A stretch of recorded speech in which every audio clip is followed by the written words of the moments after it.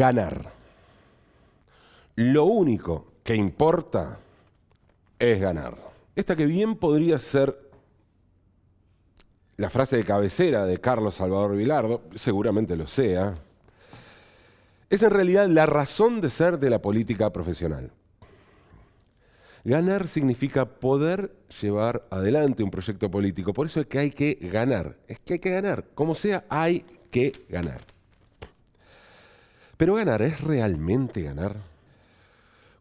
¿Cuánto hay de triunfo real cuando se gana y cuánto de bronca contra quien se quiere ver derrotado?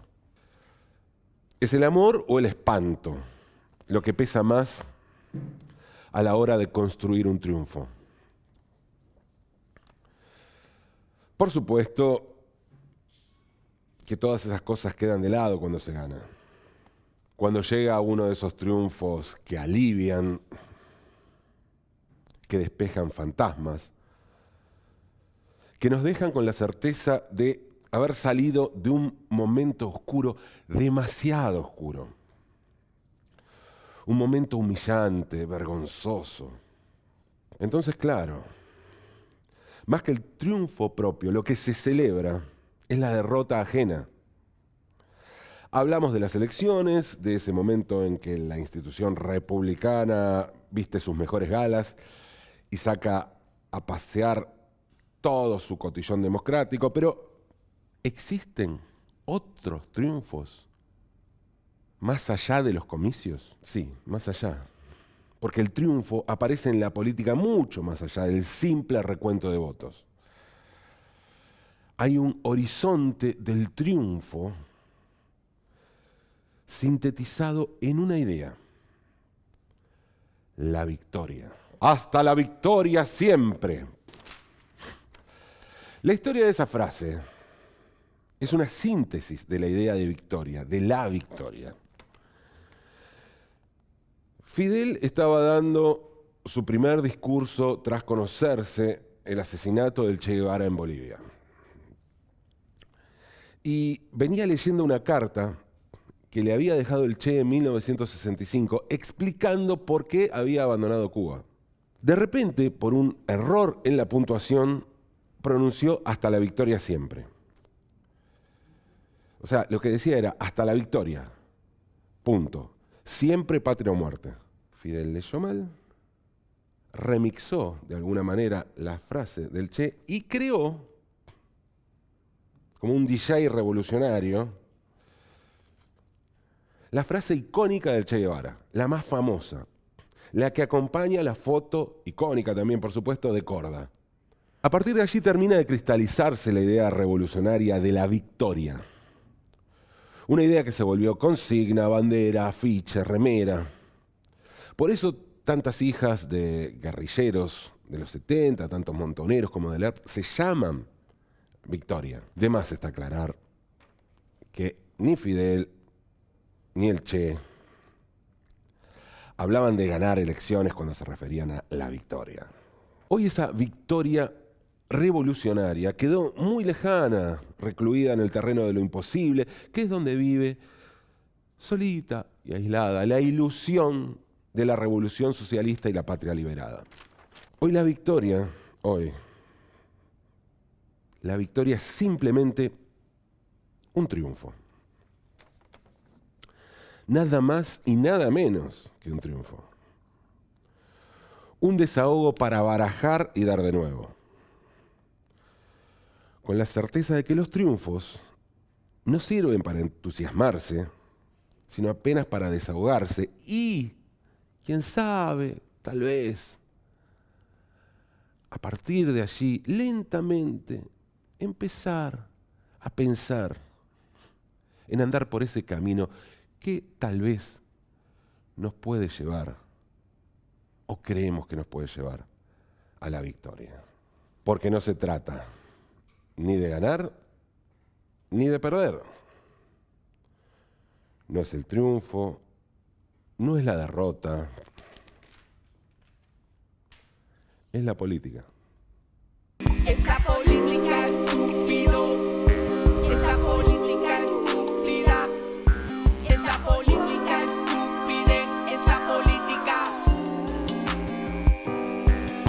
política estúpido. Es la política estúpida.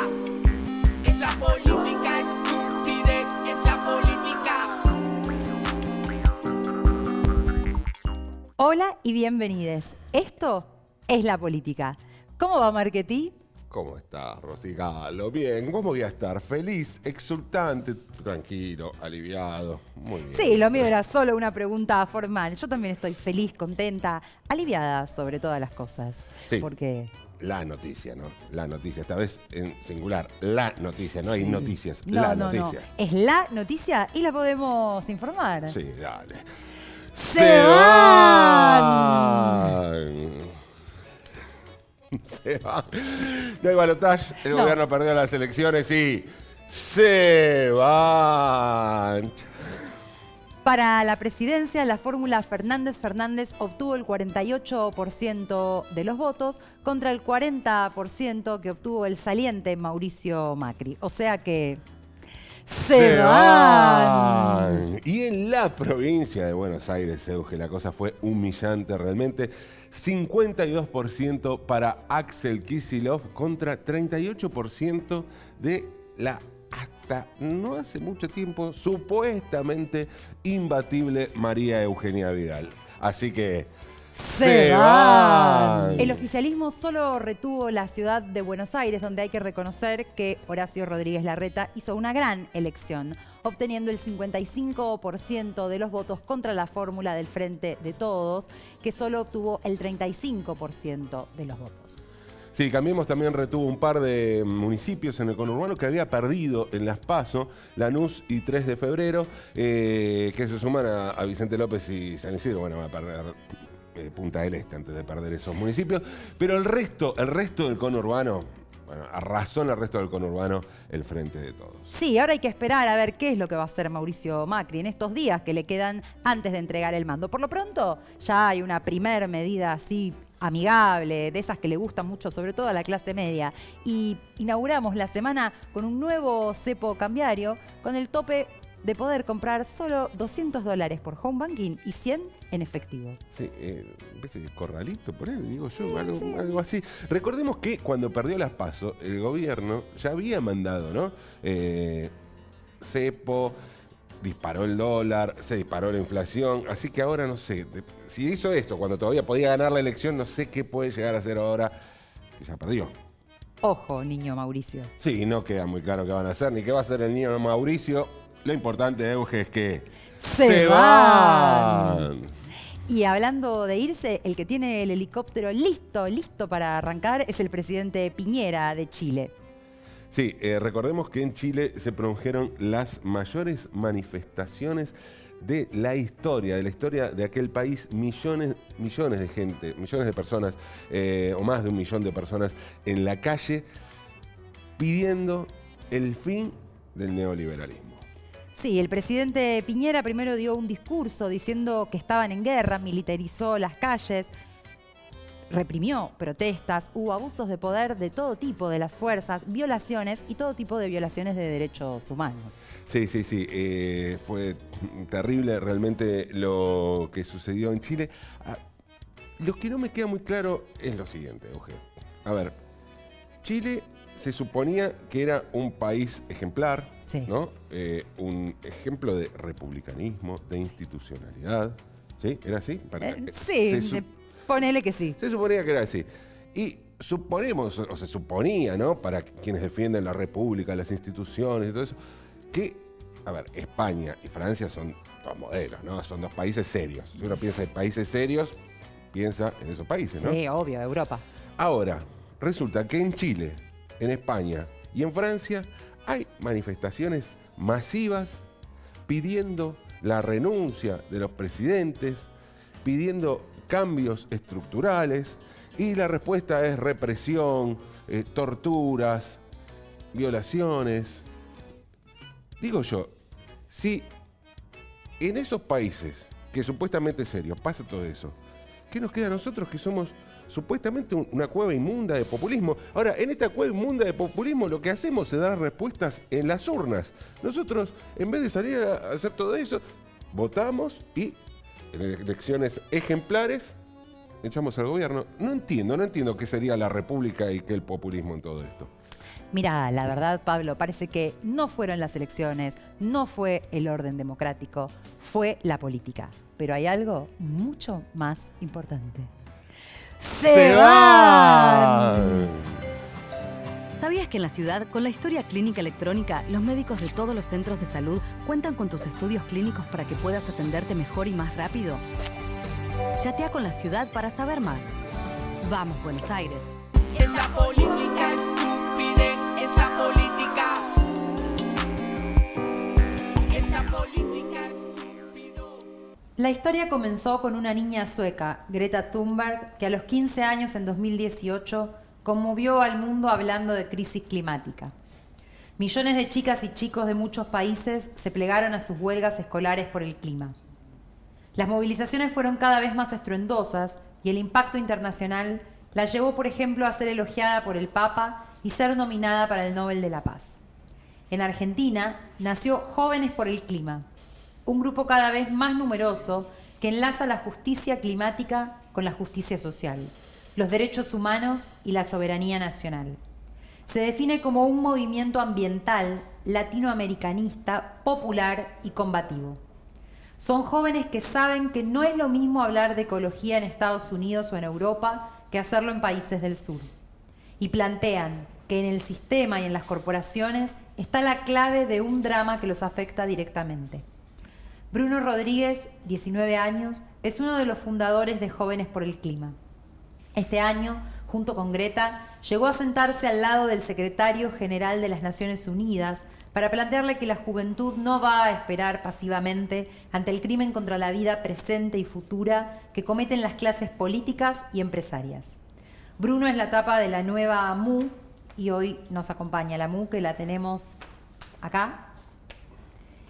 Hola Bruno y bienvenido. Buenas, muchas gracias por la invitación. ¿Por qué no es lo mismo el cuidado del medio ambiente en Estados Unidos, en Europa, que aquí en los países latinoamericanos? Bueno, me parece que eso responde a la historia de nuestra región. Lógicamente, toda militancia política dentro de un país latinoamericano se enmarca sobre un contexto de dependencia histórica de los grandes países desarrollados del norte global. Y particularmente en nuestra región, en términos ecologistas, fue completamente devastada desde que llegaron los primeros conquistadores europeos hasta el día de la fecha. En ese sentido, me parece que hay que reivindicar a las primeras luchas ecologistas que se gestaron en el mundo y que se dieron en los pueblos de América, con los pueblos originarios. Pero, sin embargo, esta preocupación por el medio ambiente parece haber surgido en los países centrales. ¿Es así? Sí, a ver, una vez que una chica sueca o un pibe de la paternal de clase media dan un discurso frente a los grandes líderes mundiales en un escenario tan importante de la política internacional como las Naciones Unidas, recién ahí el levantamiento mediático de la causa parece ser justo. Pero cuando las tradiciones de lucha están tan visibilizadas en Argentina, por ejemplo, con las asambleas anti-extractivistas o las asambleas permanentes por el acceso al agua en Mendoza, las cámaras están completamente ausentes. En ese sentido, me parece que la crítica tiene que dirigirse siempre no hacia los activismos que se desarrollaron en el norte, quizás por parte de los compañeros y las compañeras jóvenes, sino por parte de los grandes medios de comunicación hegemónicos, no solamente a nivel local, sino también a nivel internacional. Sí, pienso en cuando fue el referéndum vinculante que hubo en Esquel, ¿no? En torno a la minería, que ganó por más del 80%, no a la minería. Eso fue una noticia que no llegó a los grandes medios, no tuvo la relevancia por ahí que tuvo esa noticia histórica, ¿no? Y que cambia un poco el panorama respecto de la relación del Estado con las mineras y si esto sirve o no sirve como progreso. La idea de progreso, ¿vos qué te genera? Bueno, cuando yo me sumergí en la lucha ambiental, en la militancia ambiental, a lo primero que quise entender en términos teóricos fue al conflicto histórico que existe entre la noción de progreso y defensa medioambiental. Me parece que para los productivistas hay que decírselos muy claramente. todo efecto de contaminación que se genere por la inversión en un proyecto de explotación como lo es Vaca Muerta, por ejemplo, va a ser mucho más costoso cuando se materialicen esas consecuencias que si comparamos lo que tendríamos que invertir para que se prevengan. En ese sentido, me parece que tenemos que repensar el sistema en su conjunto. No podemos hablar de progreso si las comunidades de los pueblos originarios son desplazadas para que se desarrolle ese progreso. No podemos hablar de progreso si vamos a ser los jóvenes quienes tengan que sufrir las peores consecuencias de la crisis climática a futuro. Es el progreso para unos pocos y no para las grandes mayorías. Ustedes hablan del concepto de justicia climática. ¿A qué se refiere exactamente? ¿Qué es la justicia climática? Derechos humanos, justicia social y soberanía para nosotros. La justicia climática comprende todas las reivindicaciones de los movimientos sociales que se insertan en esta lucha, ya sea desde las exigencias cuyo contenido principal es, bueno, transicionemos energéticamente a fuentes 100% renovables, o las exigencias que, por ejemplo, plantean que el Estado tiene que elaborar políticas públicas de adaptación al cambio climático. Adaptación quiere decir políticas que puedan contener a la población de los efectos devastadores que ya estamos sufriendo por parte de esta crisis. Inundaciones, avance de vectores de enfermedades infecciosas, olas de calor, olas de frío. Me quedé con la palabra progreso y pensaba, ¿qué hacemos con la palabra progresista? Por ahí vos sos muy joven, pero no sé si te identifica o tenés reminiscencias a esa palabra. ¿Qué daba a entender que progresista era alguien que se vincula o que se ocupa o que le interesan las problemáticas sociales? O sea, todos estos temas supuestamente le interesan a un progresista, pero por lo que estoy viendo no va muy bien esa palabra, ¿no? Nunca me cayó muy bien, pero bueno. Como dice una gran compañera de Jóvenes por el Clima, Mercedes Pombo, esta lucha también está insertada en una lucha de sentidos, una lucha por disputar los sentidos comunes que se nos quieren imponer. Y me parece que acá hay que hablar de neoliberalismo cuando hablamos de progresistas, ¿no? En Latinoamérica, el progresista tiene que ser aquel que pone su lucha al servicio de los intereses de las grandes mayorías obreras y populares. Corta. Y muchas veces nacen espacios políticos en general de las grandes estructuras tradicionales que se definen a sí mismos como progresistas, pero que no corresponden con esta lógica que acabo de describir, cuando reciben financiación en sus campañas electorales, por ejemplo, de las grandes industrias petroleras o de los grandes terratenientes que avanzan con la frontera agropecuaria, desmontando absolutamente todo. Claro. Hay también hubo hasta ahora, está recién ahora cambiando el concepto y la manera de encararse, una conciencia de cuidado ambiental muy de clase media blanca, ligada a las ONG y al marketing de Salvemos a las Ballenas, que por ahí, digamos, esto que ustedes plantean, enlazar este concepto de justicia climática, enlazarlo con justicia social, va como por otro lado, ¿no? Mira, hace poco escribí una nota para un periodista en un portal que se llama El fin del ecologismo de Brillantina, la juventud al frente de la lucha ambiental.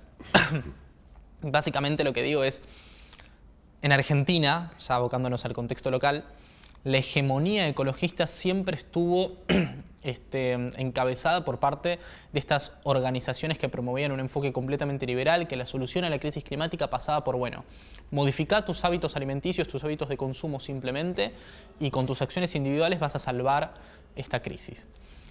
Cuando para nosotros justamente lo que se tiene que imponer sobre la mesa del debate en el activismo ambiental es la necesidad de construir un ecologismo popular latinoamericano y combativo. Popular quiere decir, bueno, priorizar a los sectores sociales que hoy ya están atravesando las peores consecuencias, los compañeros y compañeras de los barrios, por ejemplo, en la Villa 21-24 con el caso de la cuenca Matanza-Riachuelo, poder revalorizar las tradiciones de lucha de los pueblos originarios, y en general las luchas provinciales, los pibes y las pibas de Jóvenes por el Clima, en Mendoza, por ejemplo, en el departamento de Alvear, cortaron las rutas para defender una ley provincial que prohíbe la megaminería contaminante, la ley 1722, y están ahora luchando para que se declare a la provincia libre de fracking. Y se enfrentaron a gendarmería.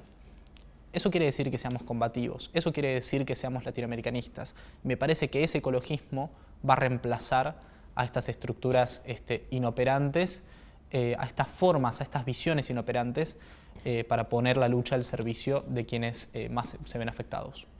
Decís que esta cuestión de acciones individuales es propio de un ecologismo, con brillantina lo definías, pero me imagino que habrá determinadas acciones que en lo personal se pueden llevar adelante como para cambiar conductas, ¿no? O sea, está bien lo colectivo, pero también desde lo individual.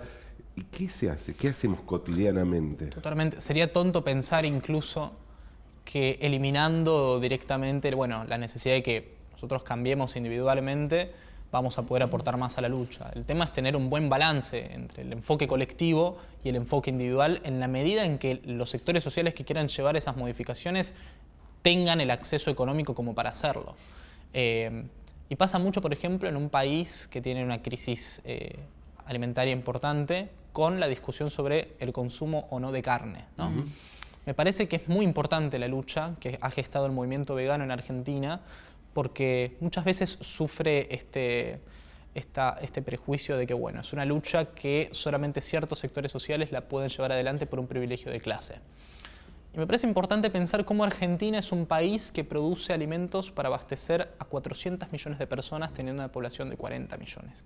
Me parece importante mencionar cómo el grupo Estancia San Carlos, el grupo de Carnes Pampeanas o el grupo Bermejo son grandes concentradores de riqueza a partir de la ganadería por medio de la explotación de tierras que producen un montón de alimentos que son en su mayor medida destinados al ganado y no a la población. Entonces, desde esa lógica, más que nada atacando a los métodos productivos al servicio de una minoría económica, es que vamos a poder llevar adelante un proyecto que también se enmarque sobre los valores éticos y morales del veganismo, por ejemplo. Entonces, poder sumergirnos en esa interseccionalidad de visiones es importantísimo. Siempre para mí desde el enfoque al ataque productivo. Pero, perdón, yo... No, por favor. Es que es personal esto, pero, o sea, que el asado no. Mirá, Lo eliminamos, o sea, es algo que no se puede ser... Perdón, es una cosa muy personal esta, pero, sí. pero no puedo ser parte de una lucha si me gusta comer un asado, por ejemplo. No, sería muy tonto pensar eso de hecho también, o sea, cualquier persona... A ver, lo importante es pensar que las personas que tienen el acceso económico como para poder transicionar en cuanto a sus hábitos alimenticios, lo puedan llevar adelante. Pero no le vamos a exigir a un compañero o una compañera de un barrio popular con ciertas necesidades muy específicas que lo haga. Para nosotros la lucha pasa por otro lado. Igualmente tenemos el enfoque del antiespecismo, por ejemplo, completamente cubierto. Mayormente nuestros compañeros y compañeras lo militan desde hecho. Y desde la educación, ¿qué hay que cambiar para despertar toda esta conciencia? Porque también hay una cuestión que es profundamente cultural. Los hábitos alimenticios, en este caso en particular, que es de lo que estamos hablando, están profundamente arraigados y ligados a la cultura que viene desde las casas, las escuelas, las crianzas. Sí, totalmente. De hecho, cuando hablamos de educación siempre empezamos contextualizando nuestra lucha y en general la de los pueblos latinoamericanos. No nos puede parecer una coincidencia que los compañeros y las compañeras europeos hayan levantado una conciencia mucho más rápido y mucho más potente que nosotros, dado que tienen mecanismos de acceso a la información y políticas educativas en torno a la crisis medioambiental mucho más sofisticadas que lo que nosotros tenemos.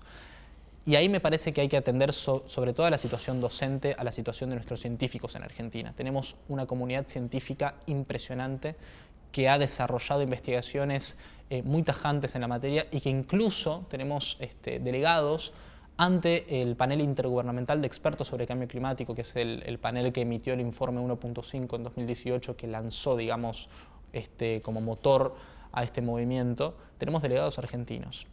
Y bajo este gobierno particularmente se ha recortado presupuestariamente al CONICET de una manera impresionante también. Entonces es importante poder tener en cuenta que la lucha ambiental también pasa por las necesidades de la comunidad educativa en su conjunto. Bruno, noto que hay una conciencia, o sea, entiendo lo que contás y es alarmante, pero también desde la educación hay una creación de conciencia. Desde la educación y también, veo, no sé, tengo una hija de 5 años y hasta en los dibujos animados que ve, que ella en Peppa Pig le enseñan a reciclar, un montón de cosas, pero después, cuando lleva adelante eso que le enseñan, ese separado de basura no va. a unos lugares, o sea, no se produce, después va todo al mismo lugar, ¿no? Y tenemos el problema de residuos tan importante. Por ejemplo, la ciudad quiso implementar una política de incineración de basura sin tener en cuenta que, bueno, hay ciertas evaluaciones de impacto ambiental que tiene que cumplir y que incluso la Comisión de la Unión Europea sobre este tema recomienda a los estados abandonar este tipo de iniciativas. Igualmente el gobierno de la ciudad quiso avanzar. Y ahí, cuando hablamos de educación en materia de residuos, tenemos que hablar sobre la responsabilidad del Estado frente a este tipo de regulaciones. La jueza Elena Liberatori, por ejemplo, nos citó a Jóvenes por el Clima en su fallo que declaraba inconstitucional la medida, justamente teniendo en cuenta que es algo que los estados tienen que empezar a abandonar. Y me parece muy importante que en la ciudad se cumpla con la ley de educación ambiental, que existe, y a nivel nacional también. Entonces, tenemos que avanzar en legislación. ¿Cómo fue tu paso por la ONU?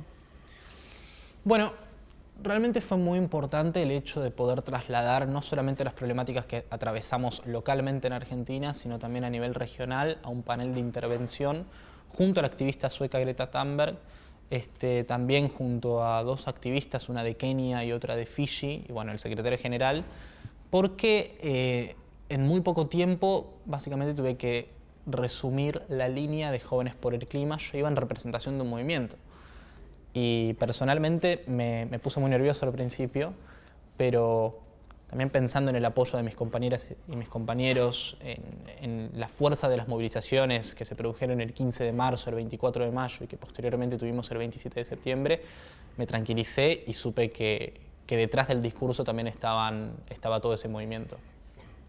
¿Y cómo fue la recepción, digamos, porque es una organización bastante protocolar, conservadora en algunos aspectos? Sí, totalmente. Fue una buena recepción, la verdad, porque mayormente justo en ese ámbito los protagonistas éramos jóvenes.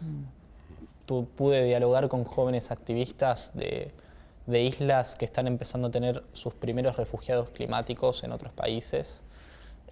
Pude hablar con otros compañeros y compañeras de Latinoamérica sobre esta visión, sobre cómo tenemos que atravesar nuestras problemáticas, cuáles son los desafíos de la juventud latinoamericana, y realmente se sintió se sintió la hermandad de nuestra generación en ese ámbito, por fuera de los protocolos y de las formalidades que Naciones Unidas caracteriza siempre, ¿no?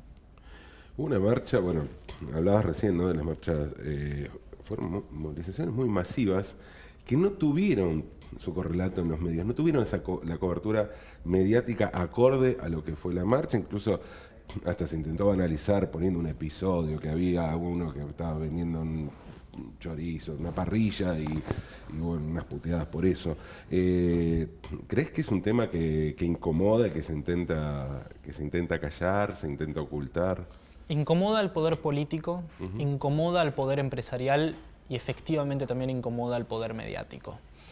Me parece importante lo que mencionás porque en Argentina tuvimos jornadas de lucha importantísimas. El 15 de marzo, 5.000 personas en Buenos Aires y otros miles en distintos puntos del país. El 24 de mayo, 7.000 personas en Buenos Aires. Y el 27 de septiembre obtuvimos más de 15.000 manifestantes marchando de Plaza de Mayo a Congreso. Y las consignas eran muy importantes. Y además la política tradicional se había sumergido a la calle, se había insertado en la calle en una lucha llevada adelante por las organizaciones ambientales y por la juventud. Entonces, yo creo que la falta de mediatización de la temática responde a una lógica de poder, una lógica de intereses que es muy clara. A ver, cuando tuvimos inundaciones en La Plata, cuando ocurrió el alud en Tartagal, hubo una gran cobertura porque lógicamente se estaban destrozando hogares enteros y familias enteras veían cómo sus vidas estaban completamente avasalladas por esta crisis, pero no se hacía mención a que estos desastres se produjeron por la crisis climática y ecológica, más allá de la evidencia científica que hay por detrás. Entonces me parece importante el rol que tenemos los jóvenes, no solamente en cuanto a la incidencia política en ámbitos institucionales, sino también la incidencia política en los medios. Y creo que desde Jóvenes por el Clima lo estuvimos haciendo muy bien porque ahora cada vez más se visibiliza la temática y tuvimos incluso políticos importantísimos que empezaron a hablar en los debates presidenciales acerca de esto. Bruno, para cerrar, vos sabés que este programa se llama Es la Política y siempre la última pregunta tiene que ver con eso, así que nos gustaría saber, Bruno, ¿qué es para vos la política? Para mí la política es la base de la vida de toda persona. Cuando muchas veces escuchamos lo personal es político, yo creo que también lo político es personal. Hay una lógica muy clara ahí y las relaciones de poder nos rodean por doquier. El resultado de una persona no surge a partir de un estado de naturaleza puro, sino que se dimensiona a partir de un contexto particular y ese contexto siempre es político. Así que para mí esa es una buena definición quizás. Genial, gracias. Muchas gracias. Muchas gracias. Bueno, relaborando conceptos, Sí. nos despedimos y nos encontramos la próxima semana. Sí, dale. Esto es la política.